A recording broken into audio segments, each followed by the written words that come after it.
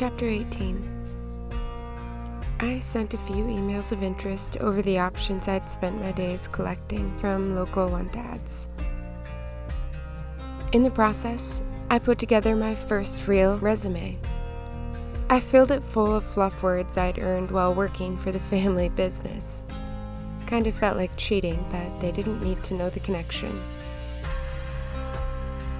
While throwing it together, I impressed myself. It turns out I'd always been a little enterpriser.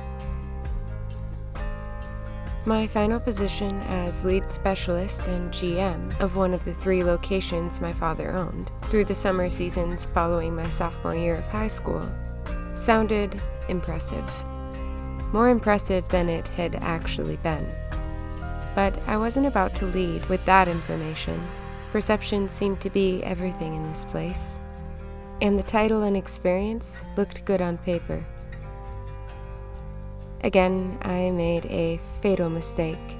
I didn't imagine falling flat on my face in this arena also. Getting ghosted by people I assumed would be banging down my door to work with me brought its own waves of uncomfortable emotions, burning a hole in my core. It was insult to injury. And again, the responses I got weren't exactly hopeful. One of the potential employers turned the tables on me, suggesting the position he'd listed had already been filled, but for my benefit, he had another offer. After asking my height and weight, I stopped replying, which didn't stop him from following up again, mentioning he'd found me on social media thanks to the information I'd released in my resume.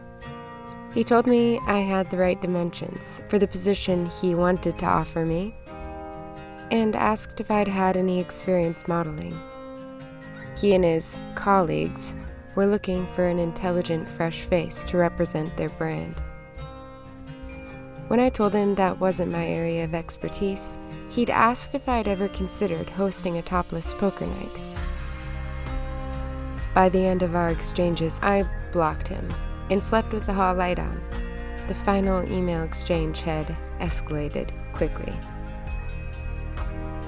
Something about how I saw the world started to shift through this phase of city living. It was so different from the little town environment, where I could leave my car running while at the grocery store and know every face that I saw inside. I don't remember ever locking the front door on my way out. Here, that was out of the question. Things weren't always what they seemed. An innocent ad for modern secretarial work could twist and turn into a scantily clad proposition, followed by thinly veiled threats, all hidden under clever wording. I imagine I felt a lot like a murder of crows might when a rock is thrown into the tree they're sharing. The mental image expanded as the birds each burst their own way into the wind, scattered. That's exactly how I was beginning to feel, attacked, crushed, and blown into the wind. But it was nothing personal. I felt jumpy for a while after that. I'd put my address on each of those resumes, because I'm an idiot, but mostly because I trusted something to be legit before fully exploring it. I learned my lesson. All I could think about was that stupid movie Maddie had made me watch a million times, Taken or whatever, where the kidnappers come roaring into the private residence to collect their prize. Only I didn't have someone on the other side of the line with a special set of skills. I was here, by myself, and suddenly caught between excitement and the uncertain twist of doubt digging into my gut. I was losing my appetite, and not just for food. I learned to be more cautious after that, guard my information as if it was worth something. This wasn't a small town. I didn't know everyone, and no one knew me. It was my superpower, and I'd just broken the golden rule. I'd given my name. I'd walked into the Green Goblin's house, taking off my mask and basically screaming, I'm here. Peter Parker, I'm your adversary. Now you can hit me where it hurts most. I'd even thought about that while I was making up my resume. In the end, I'd decided to be professional and assumed the other side to be as well. My identity, my mistake. I had to think smart if I wanted to grow past the first baby steps into adulthood. I locked the bolt on my door for the first time ever the night after that exchange.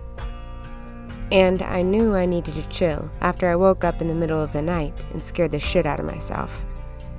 I'd barely opened my eyes before the shadow that looked very lifelike seemed to jump out at me, staring at me from across the room. I was alert so quick. I just knew something was there to get me, the boogeyman. Coming to teach another idiot girl not to give her details freely. I imagined I could see someone's shadow looming by the front door in the small hallway connecting to the main area of my studio. I finally worked up the courage to rush to the wall and snap on the light. That was the moment I decided I needed a lamp and a nightstand to hold it. Those were next on my to get as cheap as I can find it list. In the end, it was just a coat I'd hung up on the rack. Nothing close to what I'd imagined, and now that I'm thinking of it fully awake, none of the options I imagined made any sense. The Jeepers Creepers Goonie, the Jason guy from those terrible movies Maddie's freshman boyfriend made us watch one Halloween. I never really got why people wanted to scare themselves. It had never really been my cup of tea. I was more of an adventure person. And maybe that's why a coat and my beanie cap were capable of freaking me out. Conditioning. And I was the idiot tripping over her own foot and trusting her life to strangers. The next morning, I sat at my sliding glass door, doing nothing. Waiting for some inspiration to strike me. I'd found a thick rubber band while I was finishing the last of my unpacking to pass the time, and I'd just been gliding around. I stood there, mind 1,000 miles and years away. I'd just been gliding my fingers endlessly around the rubbery circle of it, tracing its comfortable limits, until suddenly I remembered where it had come from and why it was in the cardboard box labeled special in permanent ink marker. The memory played through me as if it had been yesterday. Maddie rolled her eyes at me through the vision. You gotta stop saying that, seriously. It's worse than scraping your teeth against a nail filer. Knock it off, Cam. Echoes of us laughing as she punched me in the boob filled my mind. I snapped the rubber band, letting go of one side. Thwap. The memory became more vivid, as if further awakened by the familiar sting and throbbing. Ouch! Seriously, we spend every day together, knucklehead. If you start saying that shit, I'm going to. Unless you do the changing, we're both gonna end up storming the industry sounding like a couple hillbillies. Another punch. How about for both of our sakes, you follow my lead on this one? Please, Cam? I don't want to sound like you. I could picture Maddie fake pleading with me, and then snort laughing at the buck-tooth face I made back at her. I ain't no dum-dum. I learned good. My impression echoed as I imagined myself going cross-eyed. I loved making her laugh. The memory faded into the freeze frame of the patio door I'd been staring through. Her methods had worked. Nowadays, I didn't say like without thinking of the throbbing on my wrist, and the bruises we both earned as proof to the commitment and competition we'd formed. Truly effective. One of our many painfully good times, full of secret pacts and shared laughs. Anytime I caught myself saying like, or any other stupid filler word that made me sound like a mouth breather, I snapped my wrist with all of my might, before I had a chance to think about the drawback and how much it would hurt. It hadn't taken many repeats to leave a lasting impression. I continued twiddling with the worn-in rubber band, thinking about my latest set of directives. I turned and made my way back to the coffee tabletop to read them off once more. My finger traced down to the one I had in mind. I will, at the very least, be aware of how much I swear. I will move quiet as a mouse in a cheese fork, not sticking out like a sore thumb, as often as I can help it. My eyes are for observing, and my mouth is for asking questions. My ears consuming all new information life has set out for me each day. I nodded as I read the piece of paper I taped to the surface of the table. If I wanted to collect stories and find a way into this cutthroat business, I'd have to learn tact. I would have to learn to take things more lightly. I couldn't allow myself to freak out over the steps that were bound to lead me to where I'd set out toward.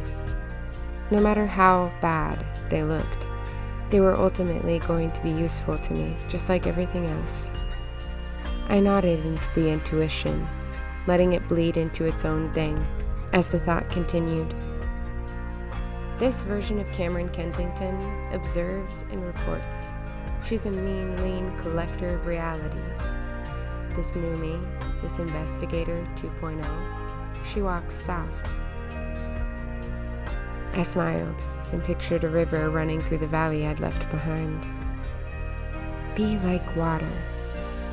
Again, the thought was enticing. I accepted it, jotting it down onto the page of personal promises I was building. Always flow downhill. Offer nourishment wherever I go. I remain unfazed as I witness the truth of each situation while bypassing the rocks and barriers meant to trip me. As I wrote them down, word by word, I decided that was my new MO. I am water. With that, I slipped the rubber band around my wrist like a wedding band, binding me to these new directives, as I repeated the one directive to rule them all.